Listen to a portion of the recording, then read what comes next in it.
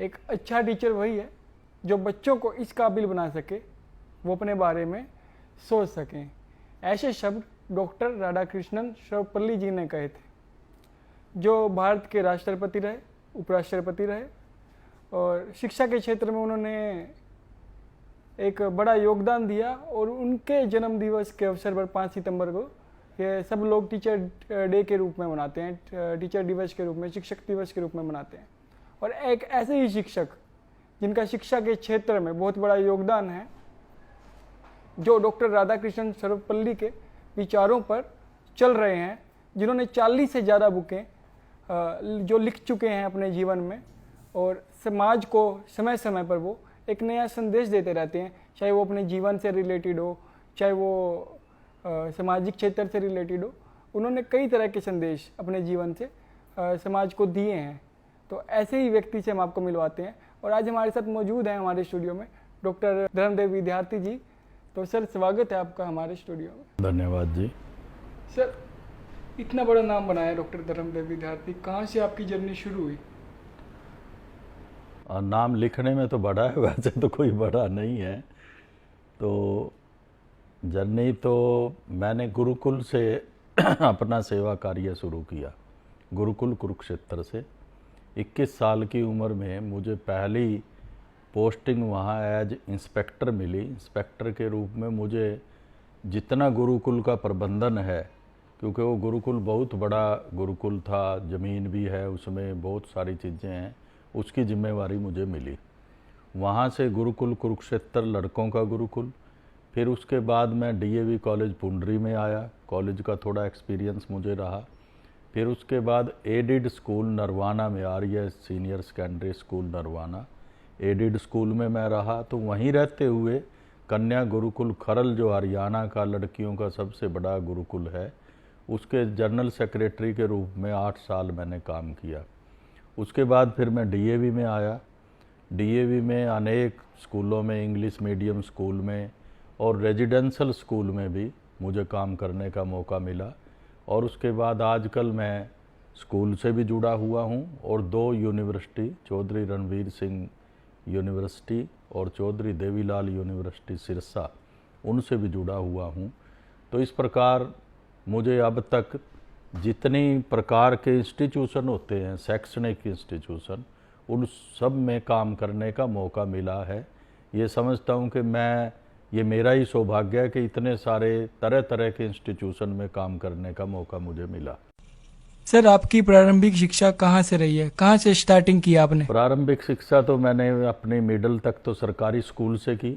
एक वही एस्पेक्ट बचता है, तो सरकारी स्कूल के अनुभव की बात करूं तो मैंने सरकारी स्कूल भी देख लिया और फिर डीएवी कॉलेज पुंडरी से, उसके बाद कुरुक्षेत्र यूनिवर्सिटी से मैंने एमए हिस्ट्री और पीएचडी की और उज्जैन से मैंने डीलिट की डिग्री ली। सर, 40 से ज़्यादा आपने पुस्तकें लिख दी, कैसे लिखी सर, कैसे संभव हो पाया ये इसमें कोई संभव असंभव की बात तो मुझे नहीं लगी। जो विचार, हर आदमी के मन में विचार चलते रहते हैं और किसी न किसी चीज़ के प्रति दृष्टिकोण उसका रहता है। बस एक थोड़ी सी कठिनाई ये होती है कि उन्हीं विचारों को मूर्त रूप देना, लिखने का एक काम करना पड़ता है। वो काम मुझे मौका मिला तो वो काम मैंने किया। और सबसे पहली पुस्तक मैंने जो लिखी थी, गुरुकुल कुरुक्षेत्र में रहते हुए ही लिखी। उसका क्या था कि मैं जब गुरुकुल में गया तो गुरुकुल में गौशाला भी थी। तो हमारे जो उस गुरुकुल के प्रेसिडेंट थे, उन्होंने मुझे कहा कि आप देखो गुरुकुल की दूध की आवश्यकता कितनी है। तो हमारे पास उस समय 70 किलो दूध की आवश्यकता थी। 15 किलो दूध हमारी गौशाला में होता था, 95 उसमें पशु थे। तो उन्होंने कहा ऐसा प्रबंध करो कि दूध उतना हो जाए जितनी हमारी ज़रूरत है। मैंने पूछताछ की, ऐसा कहीं कोई प्रबंधन मुझे नहीं मिला। तो फिर उन्होंने मुझे करनाल डेयरी फार्म और हिसार डेयरी फार्म में भेजा। वहाँ से मैंने नोट्स बनाए। जब मैं नोट्स लेकर के वापस आया तो हमारे प्रेसिडेंट ने कहा कि ये तो एक किताब बन सकती है जो किसानों में जागृति ला सके। वो गऊ को, अपनी देसी गाय को लोग इसलिए नहीं रखते कि खर्चा ज़्यादा है, इनकम कम है। तो अगर इसी गाय को क्रॉस ब्रीड करके जर्सी, ब्राउन स्विस, साहिवाल जैसी गायों के साथ, तो वो एक अलग नस्ल तैयार होगी और वो ज़्यादा दूध दे पाएंगे और इसे किसान रखेंगे। तो वो फिर एक किताब के रूप में छपवाई गई वो जानकारी। उन्नत गोपालन उस किताब का नाम था। उन्नत गोपालन मेरी यहाँ रखी भी हुई है वो किताब। और तब वो पहली किताब 1984 में वहाँ पर उन्नत गोपालन के रूप में छपी। उसके बाद मैं अखबारों वगैरह में लेख लिखता रहा। फिर डीएवी में आने के बाद मुझे मौका मिला डीएवी को समझने का, जानने का। फिर मैंने डीएवी आंदोलन का इतिहास लिखा। और जब इतिहास लिखा, डीएवी एक ऐसी ऑर्गेनाइजेशन, इतिहास लिखते हुए इसकी जो स्कूल कॉलेज खोलने की प्रक्रिया, शिक्षा के प्रति जागरूक करने की प्रक्रिया थी, तो साथ में मुझे मिले डीएवी में वो पढ़े हुए विद्यार्थी जो स्वतंत्रता सेनानी रहे, जिन्हें जो जेल गए, फांसी पर चढ़े। तो फिर एक दूसरी किताब लिखी, डीएवी के स्वतंत्रता सेनानी। फिर डीएवी में ऐसे लोग मिले जो डीएवी के लिए जिन्होंने बड़ा काम किया। फिर मैंने उन लोगों को एकत्रित करके उन पर एक किताब लिखी, प्रकाश पुंज नाम से। और मुझे गौरव प्राप्त है कि मेरी सारी किताबें, वो डीएवी का इतिहास, तो हरियाणा के उस समय के गवर्नर बाबू परमानंद जी ने उसका विमोचन किया। और जो प्रकाश पुंज थी, उस समय के जो उपराष्ट्रपति भारत सरकार थे श्री कृष्ण कांत जी, उन्होंने उसका विमोचन किया सन 2000 में।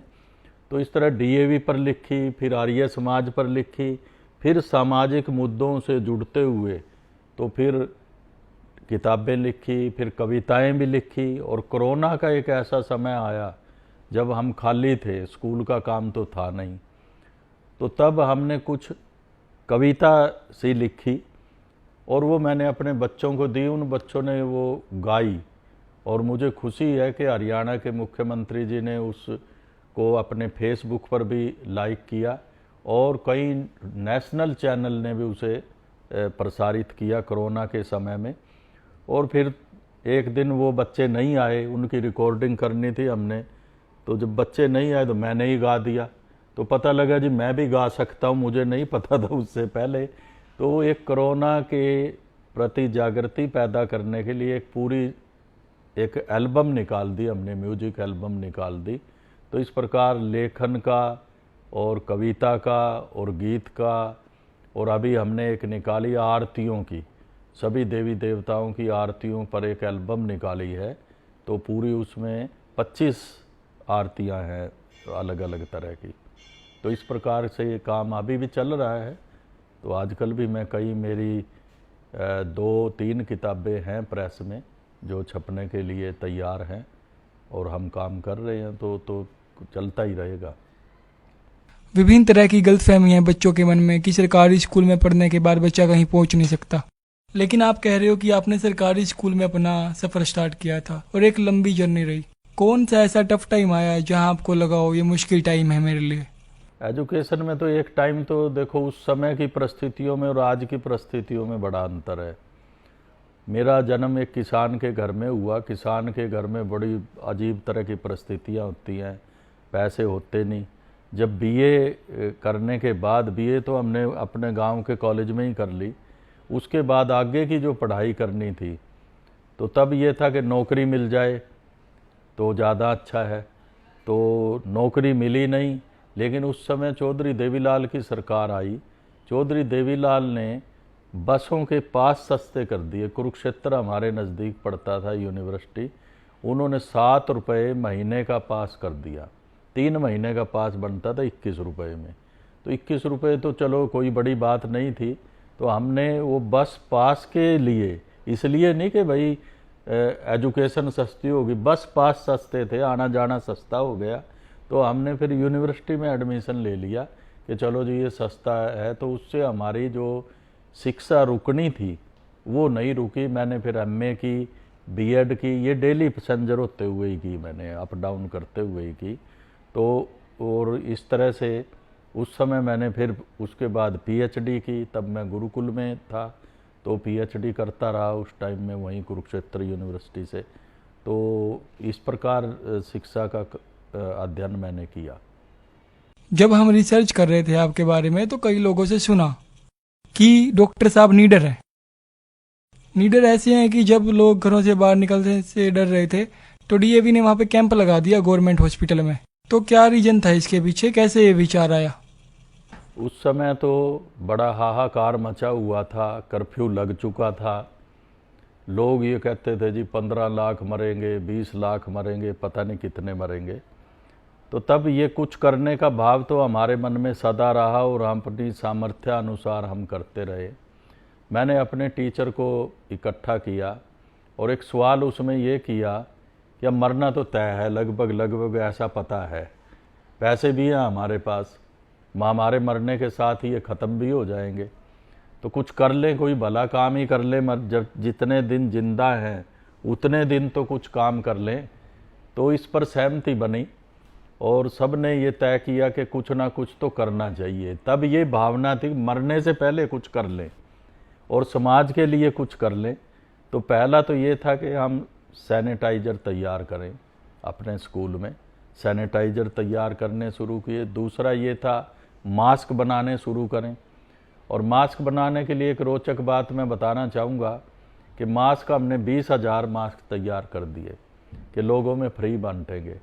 कर्फ्यू लगा हुआ था, अब इससे बाहर कैसे निकलें, स्कूल से बांट के कहाँ आएँ। तो मैंने डीसी साहब को फ़ोन किया कि हम मास्क बांटना चाहते हैं, हमें परमिशन दी जाए। उन्होंने कहा आप एडीसी से बात करो। एडीसी साहब ने कहा आप एसडीएम से बात करो। एसडीएम साहब से बात की तो एसडीएम साहब ने कहा कि पहली बात तो ये है कि ये मास्क आपके सैनिटाइज हैं या नहीं, कहीं इन्हीं से ना कोरोना फैल जाए, आप पकड़े जाओगे, तो इसको पहले सर्टिफाई कराओ। कहाँ से सर्टिफाई होगा जी? कि जी सीएमओ से होगा। मैंने सीएमओ साहब ने कहा भाई वैसे तो कपड़े के हैं, धो दो तो ठीक हो जाएंगे, सैनिटाइज हो गए। तो मैंने कहा लिख कर दे दो, कि लिख कर तो नहीं ये बात दी जा सकती। उस समय इतना टेरर था। 2-3 दिन बाद प्राइम मिनिस्टर ने, मोदी जी ने टीवी पर कहा कि घर के बनाए हुए मास्क ठीक हैं। तो फिर ये तो हो गया कि मास्क हमारे ठीक है, अब बांटें कैसे? उन्होंने कहा जी आप तहसीलदार से बात कर लो। फिर हमने कहा एमएलए साहब से बात करें, कृष्ण चंद जी मिड्डा से, कि उनको उद्घाटन के लिए कहीं बुला लें तो इस बहाने हम बाहर निकल जाएंगे। तो विधायक जी से बात की, विधायक जी ने सारी बात सुनी और उन्होंने कहा चलो यार मैं ही घूम के बंटवा देता हूँ। अब विधायक को तो परमिशन थी, वो कहीं भी आ जा सकता था। तो हमें तो लगा अंधे को क्या चाहिए 2 अंके। तो हमने कहा ठीक है जी। तो विधायक जी हमारे साथ चले और सभी जगह जहाँ जहाँ नाके थे वहाँ मास्क बांटते थे। कई दौर हमारे उस कर्फ्यू के दौर में चले और मास्क बांटने का फिर हमने सिलसिला शुरू किया। शुरू में 50,000 मास्क हमने जो मेडिकेटेड आते हैं वो भी खरीदे थे, और उस समय तो ब्लैक में आए थे, वो कैथल से मंगवाए थे, रातों रात जाके चोरी से मास्क लाए। तो फिर उसके बाद हमने दूसरा जब आया तो उस समय हॉस्पिटल में एक कैंप हमने लगाया। वहाँ मास्क था, चाय थी, काढ़ा था, भोजन था, हर तरह की सुविधा। और एक सबसे बड़ा काम हमने एक टीचर के रूप में ये किया कि अपने स्कूल से किसी भी बच्चे को कोरोना के संकट के कारण अगर उसकी आर्थिक हालत ख़राब है, स्कूल नहीं छोड़ने देंगे। तो मैनेजमेंट से बात की, मैनेजमेंट ने कहा जी इस समय तो स्कूलों का वैसे ही बुरा हाल है, पैसे की दृष्टि से हम फ्री में तो नहीं पढ़ा पाएंगे। तो फिर मैंने टीचर से बात की, और ये शायद हिंदुस्तान का एकमात्र स्कूल होगा जहाँ के टीचर ने मेरी अपील पर 1 साल का HRA दान करने का फैसला किया, जो लगभग 48 लाख रुपए बनता है।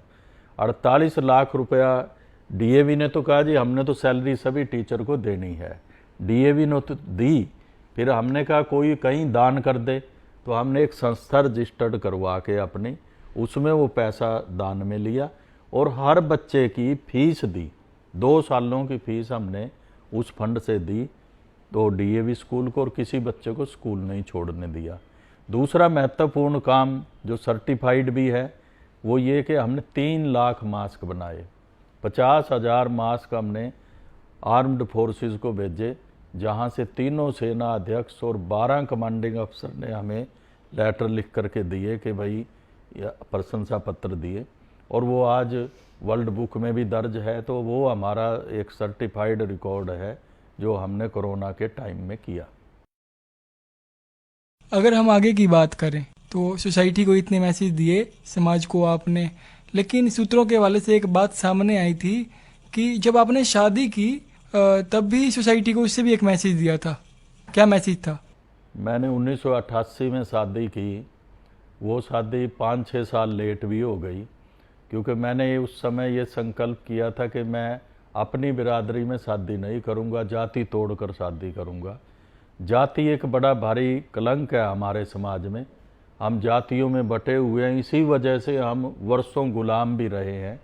जाति में जब एक बट जाते हैं तो दूसरी जाति को नीचा दिखाने की भावना आ जाती है। मैं अहलुवालिया लिखता था पहले, फिर मैंने अहलुवालिया हटा के विद्यार्थी लिखना शुरू किया। विद्यार्थी कोई जाति नहीं है, तो विद्यार्थी एक सीखने का भाव रहता है, अहंकार की भावना नहीं आती। तो मैं अपने नाम के साथ विद्यार्थी लिखने लगा। एक काम तो मैंने ये किया। दूसरा, दहेज भी एक कलंक है, तो मैंने ये फैसला किया कि मैं जाति तोड़कर बिना दहेज विवाह करूँगा। उसमें जब ये बात आई तो मेरी जो जाति के लोग थे वो तो मैंने मना कर दिया। दूसरी जाति वाला करे क्यों मेरे साथ शादी? और जब मैं ये कहूँ कि बिना दहेज शादी करनी है, सिर्फ लड़की लड़की चाहिए, तो लोग सोचते कि कुछ ना कुछ गड़बड़ है, कोई करता नहीं होगा इसकी, या कोई बात है। तो कोई शादी करने कोई तैयार नहीं हुआ। और एक बार तो निराश होकर फिर मैंने ये फैसला कर लिया कि मैंने शादी करनी नहीं, मैं तो सन्यासी बन जाऊंगा, क्योंकि कोई कर नहीं रहा था। मजबूरी में ब्रह्मचारी बन जाओ, चलो सन्यास ले लें। लेकिन ये मेरा सौभाग्य है कि एक नरवाणा आर्य समाज के जलसे पर आर्य समाज के बड़े विद्वान मिले, उनसे चर्चा हुई, वो तैयार हो गए कि मैं अपनी बेटी की शादी करने को तैयार हूँ। वो भी एमए पास है, बीएड है। तो प्रोफेसर राजेंद्र जिज्ञासु आर्य समाज की बड़ी हस्ती हैं, तो उन्होंने, और फिर हमने जाति तोड़ करके विवाह किया। मेरे विवाह पर टोटल जो खर्चा है वो 35 रुपये आया, टोटल खर्चा आ गया। और उसमें भी अगर टाइम हो तो दो बातें और जोड़ दूँ उसमें, कि 35 रुपये कैसे आया। कि मेरी शादी 6 नवंबर को हुई, 9 नवंबर की दिवाली थी। तो मैं यहाँ से कैथल गया, नरवाणा से कैथल, पूंडरी मेरा गांव है, जा रहा था। कैथल से मैंने 5 किलो मिठाई खरीदी। वो मिठाई ही मेरी दिवाली की मिठाई भी कह लो और शादी की भी कह लो, वो 5 किलो तो मिठाई खरीदी बस। उसे आप शादी में गिनेंगे तो खर्चा, और उन दिनों तो सस्ती मिठाई थी, 30-35 रुपये किलो ही आती थी। 200-250 रुपये खर्चा मान लो आप, ना मानेंगे तो वो कट जाएगा। तो एक मेरा दोस्त था बाबूराम वकील, अब तो नहीं रहे वो, तो वो मिल गए मुझे वहाँ। उन्होंने कहा जी क्या हाल चाल हैं? तो मैंने कहा मेरी तो शादी है कल, तो और मैं तो किसी को ले जा नहीं रहा, बारात बरूत किसी की ले जा नहीं रहा। तो मुझे ध्यान आया उसके पास कार है, फिएट कार थी उसके पास। मैंने कहा आप अपनी कार दे दो, मैं ड्राइवर कोई किराए का रख लूँगा। उसने कहा मैं कार लेके खुद ही आ जाऊँगा, एज ए ड्राइवर मैं ही चल पड़ूँगा। वो हमारे आर्य समाज के साथी थे।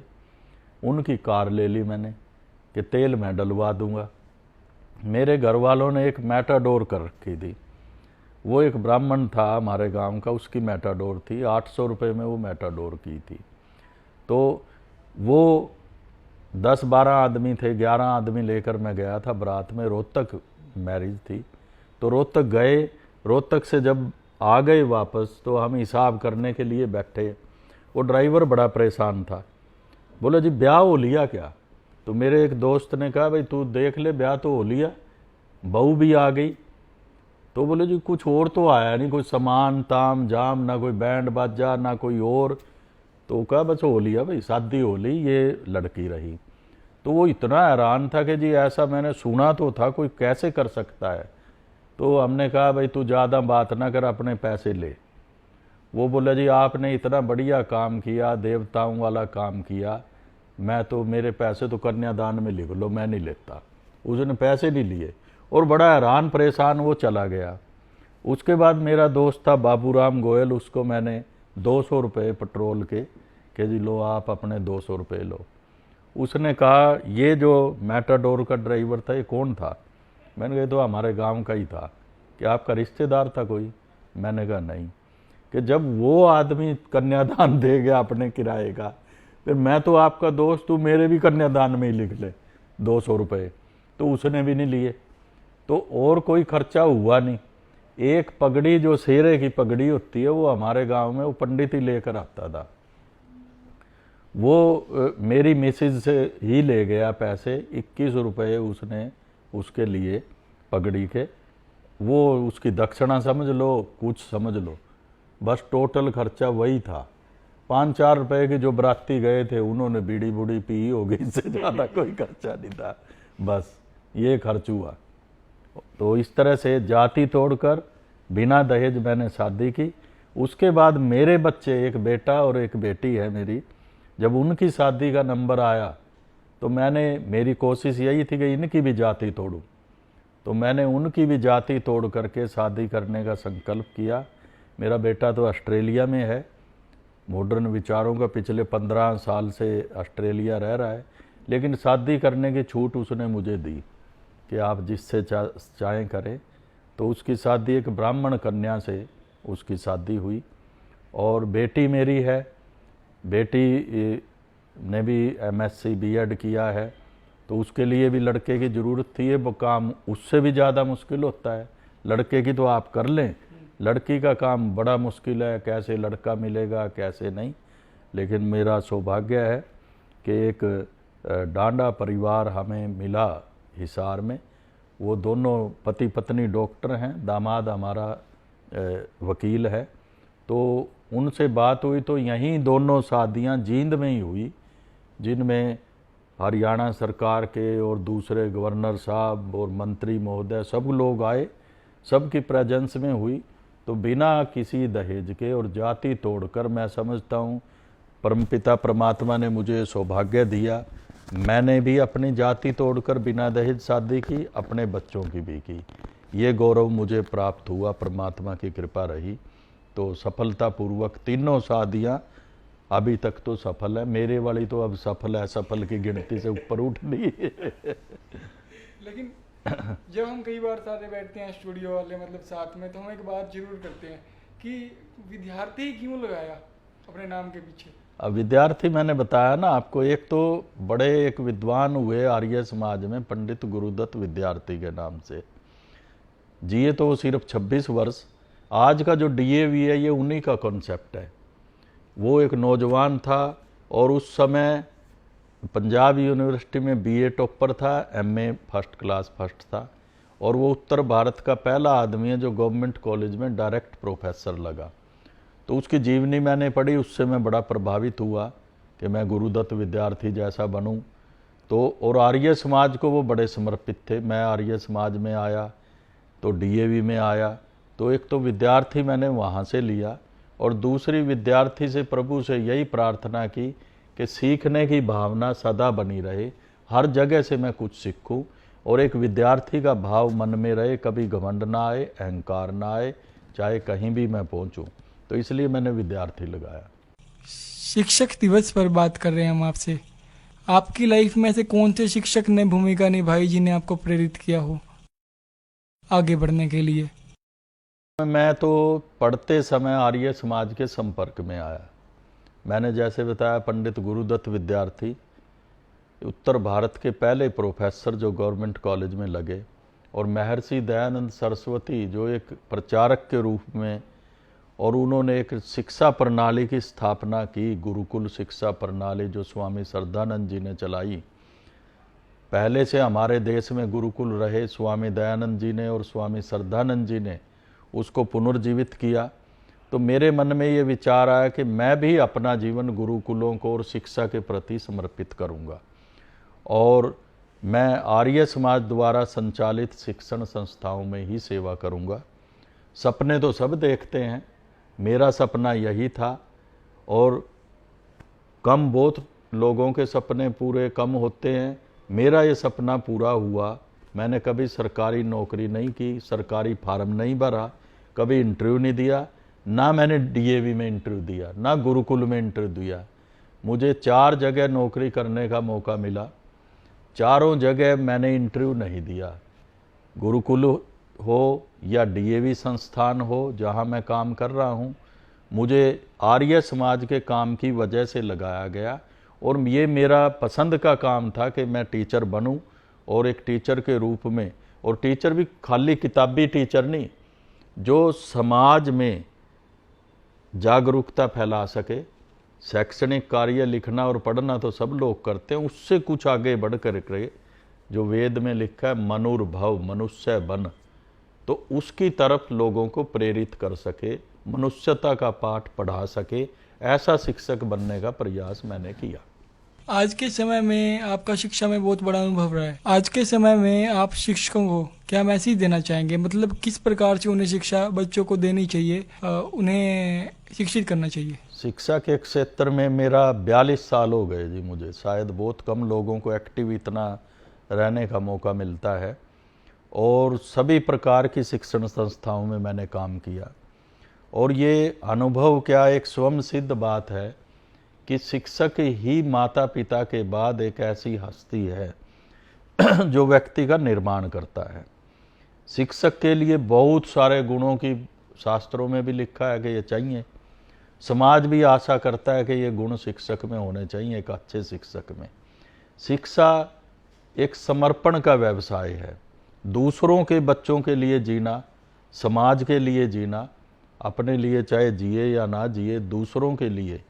तो मेरा एक संदेश तो ये है कि जो लोग शिक्षक हैं उन्हें 2 काम करने का मौका मिलता है। नौकरी तो सारे करते हैं, नौकरी हमने भी की, लेकिन जो समाज सेवा का काम मिलता है, ये एक तरह से धर्म रक्षा का काम है, मनुष्यता को बचाने का काम है, जो बाय डिफ़ॉल्ट हमें मिलता है। इसका पुण्य भी हमें बाय डिफ़ॉल्ट मिलता होगा, ऐसा मेरा मानना है। और तो हमें ये सेवा का काम शिक्षा के साथ साथ फ्री में करने का मिलता है। ये एक उत्तरदायित्व है समाज निर्माण का, देश निर्माण का। इसलिए सभी शिक्षकों को अपने सब्जेक्ट पर तो पारंगत होना ही चाहिए, लेकिन साथ साथ ये ध्यान रखना चाहिए कि नागरिक बनाने की जिम्मेदारी मेरे ऊपर है। वो तमाम गुण मैं अपने अंदर लाऊं और अपने विद्यार्थियों के अंदर ला सकूं। इसके लिए बड़ा मेहनत की ज़रूरत है, और मैं ये चाहूँगा, सरकार को मैं ये कहना चाहूँगा, आईएएस को लोग मुख्यतः रखते हैं, आईपीएस को मुख्यतः रखते हैं। ये आईएएस आईपीएस बनते कहाँ से हैं? टीचर के थ्रू। टीचर ही वो साधन है जिसके द्वारा जाएंगे। अगर टीचर योग्य होगा तो योग्य आईएएस बनेंगे, योग्य उद्योगपति बनेंगे, योग्य सब लोग बनेंगे। कैसा टीचर है, इसलिए टीचर वो बनना चाहिए। लोग मेरिटोरियस स्टूडेंट, लोगों में होड़ लगी हुई है, डॉक्टर बनाओ, इंजीनियर बनाओ। टीचर अगर आप किसी स्कूल में जाके पूछें, कोई टीचर नहीं बनने को तैयार। जो योग्यतम हैं वो डॉक्टर बनते हैं, कम योग्य वाले इंजीनियर बनते हैं, उससे कम योग्य वाले जो हैं बन जाते हैं, दूसरे व्यवसाय में चले जाते हैं। आईएएस बनो, चाहे आईपीएस बनो, चाहे कर्मचारी बनो। तो फिर टीचर कौन बनेगा जी? टीचर तो बचे कुचे बने। फिर आप उनसे ये आशा करें जी ये देश निर्माण करेंगे, तो ये कैसे संभव हो सकेगा? देश तो नहीं निर्माण हो पाएगा उनसे। अच्छे अच्छे तो सारे चले गए। वो अच्छे लोग टीचर के व्यवसाय में कैसे आएँ? सरकार को ये योजना बनानी चाहिए। और आजकल भौतिक युग है, इसलिए शिक्षक को सामाजिक दर्जा तो सदा देने की बात करते रहते हैं, भौतिक रूप से भी शिक्षक को सबसे ऊंचा दर्जा मिलना चाहिए। चाहे वो सैलरी हो, चाहे वो सामाजिक दर्जा हो। वो तो रेड लाइट अगर किसी की गाड़ी पर होनी चाहिए, वो टीचर की गाड़ी पर होनी चाहिए, क्योंकि रेड लाइट लगाने वाला टीचर पैदा करता है। अगर टीचर ना हो तो फिर ये सारी लाइटें यूं की यूं इधर ही रह जाएंगी। टीचर का रुतबा, चाहे प्राइम मिनिस्टर भी है, टीचर से बन के गया है। एक दिन वो टीचर के सामने जरूर उसने कान पकड़े होंगे, तो टीचर के सामने ज़मीन पर बैठा होगा। इसलिए टीचर बड़ा है या प्राइम मिनिस्टर बड़ा है? तो टीचर सबसे ऊपर है, इसलिए उसे भगवान के बाद दूसरा दर्जा दिया गया है। और तभी ये कहा गया, गुरु गोविंद सिंह दोऊ खड़े, काके लागू पाँव, बलिहारी गुरु अपने, जिन गोविंद दियो मिलाए। तो गुरु का दर्जा भगवान के बराबर है। अगर सही मायनों में देखा जाए। अब लोग शिकायत भी करते हैं जी गुरु उतने बढ़िया नहीं है। भाई जितने बढ़िया बढ़िया बढ़िया तो आदमी दूसरे प्रोफेशन में चले गए, फिर आप बढ़िया को तो आने ही नहीं देते टीचिंग में, तो बढ़िया कैसे फिर आप आशा करोगे। 1-8% कोई ऐसी हो भी जाती है, वो सारे मानव मन है, सभी व्यवसायों में है। तो इसलिए टीचर को मैं सबके को यही कहना चाहूँगा, टीचर प्रेरणा स्रोत है, प्रेरणा स्रोत होने के लिए सम्माननीय है, उसका सम्मान करें। सर वैसे तो हर बच्चा स्पेशल होता है, हर विद्यार्थी स्पेशल होता है, लेकिन ऐसे कौन से विद्यार्थी हैं जो आपके अंडर में पढ़ के निकले हैं, आपके इंस्टीट्यूट में पढ़ के आगे गए हैं, जो आज उच्च पदों पर सेवाएं दे रहे हैं? हाँ, ये बड़ा अच्छा सवाल किया, उपयोगी सवाल है और मुझे गर्व है ये सवाल का जवाब देते हुए।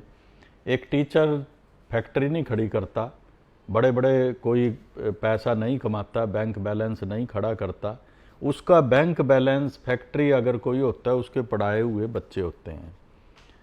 तो मुझे ये फ़ख्र है कि मेरे इस शैक्षणिक काल में बहुत सारे ऐसे स्टूडेंट हैं, गिनती करना संभव है, जो समाज के अनेक क्षेत्रों में आगे हैं। मैं खेल के क्षेत्र में बात करूं तो युजविंदर चहल जो आज क्रिकेट स्टार है, तो वो हमारे इस डीएवी स्कूल जींद की ही प्रोडक्ट है। एलकेजी से लेके 12वीं तक मैंने उसे पढ़ते हुए यहाँ देखा है और वो आज सुपरस्टार है खेल के क्षेत्र में। और भी बहुत से बच्चे हैं जो कोई रणजी ट्रॉफी तक गया, कोई कहीं गया, लेकिन वो आज इंटरनेशनल लेवल पर है। इसी तरह एक बच्चा, मैं पानीपत में था, वहाँ का बच्चा एवरेस्ट पर चढ़ा, वो आर्मी में है, उस टाइम पीछे मुझे मिला था तब वो मेजर था, तो उसने एवरेस्ट फतेह की, एवरेस्ट पर चढ़ा वो आर्मी में, अब तो मेजर के रूप में सेवाएं दे रहा है। तो इसके साथ साथ आर्मी में हमारे डीएवी स्कूल के 50 बच्चे हैं जो कर्नल हैं, कमांडिंग अफसर हैं, स्क्वाड्रन लीडर हैं, जो यहाँ आते हैं। हमें ये एक और ये रखा हुआ, ये भी कमांडिंग ऑफिसर है, ये मेजर है लड़का, वो मुझे देकर गया था, भारत सेना का वो चिन्ह है उसके ऊपर रखा हुआ। तो ये सेना में लड़कियां हैं हमारी बहुत सारी, जो सेना में मेजर और लेफ्टिनेंट कर्नल तक हैं। इसके साथ साथ आईएएस में हिमांशु जैन जो जींद का ही रहने वाला है, पंजाब का, जो एडिशनल प्रिंसिपल सेक्रेटरी के रूप में सेवाएं दे रहा है। एक और बच्चा है आशुतोष शर्मा, डिफेंस में डायरेक्टर के रूप में वो आईएएस के रूप में काम कर रहा है।